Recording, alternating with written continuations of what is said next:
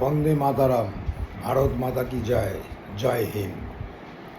আমাদের মুখ্যমন্ত্রী শুভেন্দু অধিকারীকে মারার প্ল্যান বানিয়েছিল এই হামিদ মণ্ডল,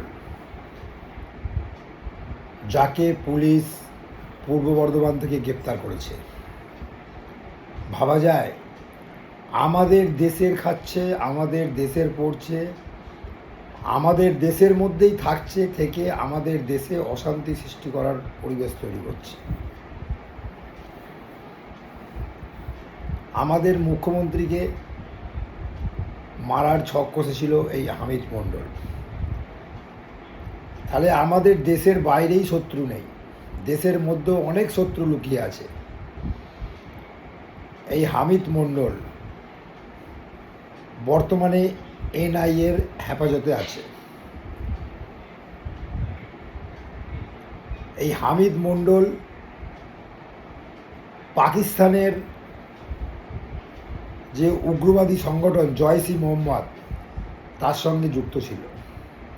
তাদের সঙ্গে ফোনে কথোপকথন হতো, এখানকার তথ্য পাকিস্তানে পাচার করত। তারা জানতে চেয়েছিল আমাদের মুখ্যমন্ত্রী শুভেন্দু অধিকারী কখন কোথায় যায়, তার নিরাপত্তা কীরকম থাকে, কজন নিরাপত্তারক্ষী থাকে, সব তাদের জানিয়ে দিত এই হামিদ মণ্ডল।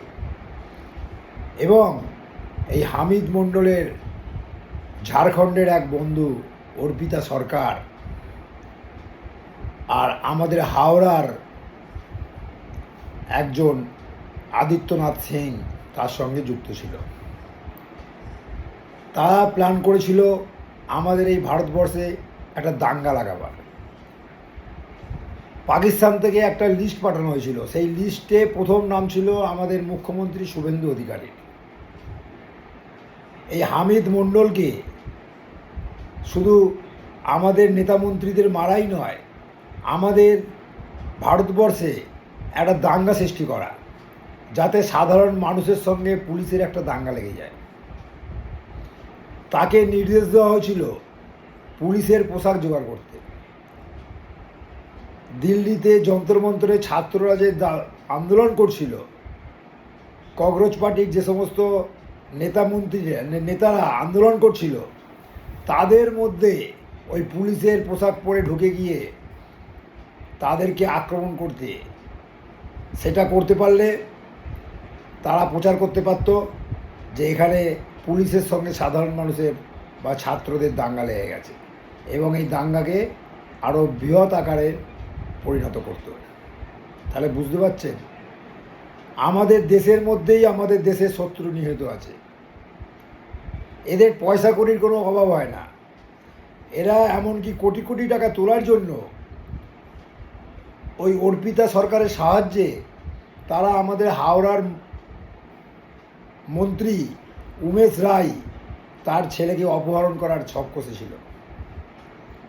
সেখান থেকে তারা কোটি কোটি টাকা ইনকাম করবে ভেবেছিল, কিন্তু পুলিশ এটা জানতে পেরে আগে থেকেই পুলিশ রেডি ছিল, এবং পুলিশ এদেরকে ধরতেই পুরো ছকটা পুলিশের সামনে পরিষ্কার হয়ে যায়।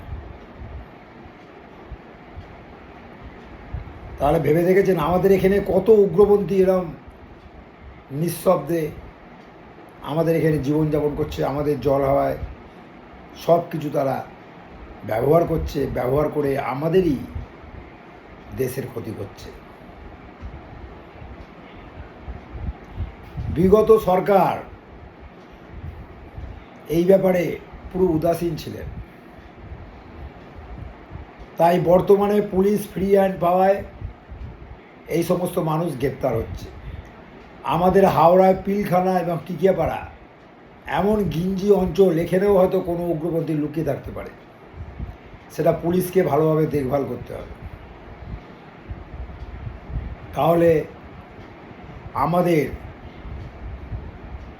যে সমস্ত নেতামন্ত্রী আছে, এরা সব তাদেরকে মারার প্ল্যান করছে।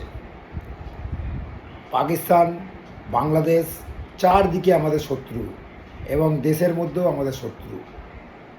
এদের থেকে আমাদের সতর্ক থাকতে হবে। তাই যারা এই ভিডিও দেখছেন, এই ভিডিওটা চারিদিকে ভাইরাল করে দিন, যাতে সমস্ত মানুষ, মন্ত্রী সবাই সতর্ক থাকেন, এদের থেকে দূরে থাকেন। এবং পুলিশকে বলবো এই সব বিষয়ে সতর্ক হয়ে এগোতে। নমস্কার।